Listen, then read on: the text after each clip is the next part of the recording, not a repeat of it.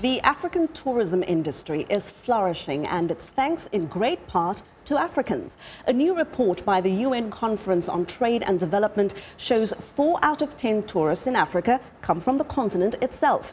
Tourism in Africa supports more than 21 million jobs. That's 1 in 14 jobs on the continent. The report also encourages African governments to help realize the potential of intra-regional tourism for the continent's economic growth. Well, here to talk to us about this is Joseph Ben Lomo-Bainoo. He's a tourism development consultant, and he joins us via Skype from Accra, Ghana. Joseph, thank you very much for joining us this evening.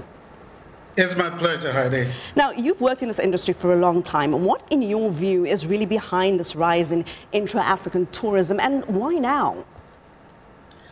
In fact, if you look back, I think that we are now reaping the benefits of structural adjustment programs in the 80s that were instituted by the World Bank and the IMF. Because during that time, policies and incentives to attract investments for the exploitation of resources like crude oil and mineral oil, and in fact, infrastructure development such as expansion of aviation services, development of international class hotels. These policies encourage the development of the African continent to attract investors. And most of these investors, believe it or not, came from Africa. You have South Africans moving to Ghana, for example, to exploit our mineral oils. You had Nigerians moving to Ghana to work in the oil industries, Egyptians coming to Ghana to do some infrastructure work, and so on and so forth. So if you look at the numbers traveling across Africa, it's actually mostly business travelers, who've been moving from one country to the other.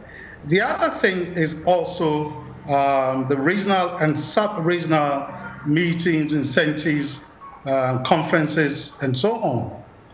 There's been quite an upscale of that particular segment of tourism. Now, I just want to ask you, do you think African governments are prepared for the rise in tourists from the country, whether business or otherwise, in terms of freedom of movement, air transport, visas, etc.? Yes, I think so. There's quite a lot has been done lately. There's been a lot of protocols within the various sub-regions, the Southern region, West African region, North Africa region. There's been a lot of bilateral cooperations too between countries. For example, there's been a recent launch of to simplify visas, the visa system, the introduction of e-visa and a single visa scheme to enable tourists to visit all South African countries that are the South African Development Community countries. And then also you also have the CASA, what they call the Kavango and Zambezi Common Tourist Visa. That was developed by Zambia and Zimbabwe.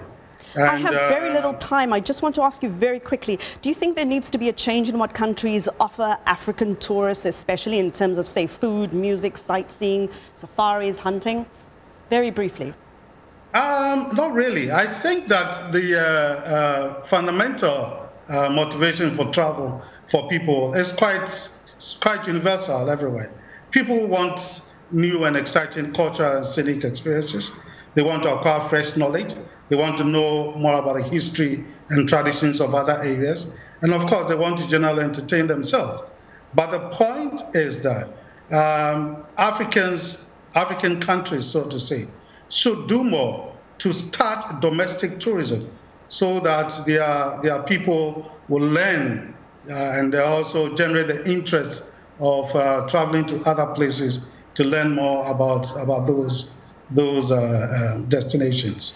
Joseph Ben Lomo-Bainoo, a tourism development consultant, speaking to us there from Accra, Ghana. Thank you very much. We hope those numbers keep on rising. Well.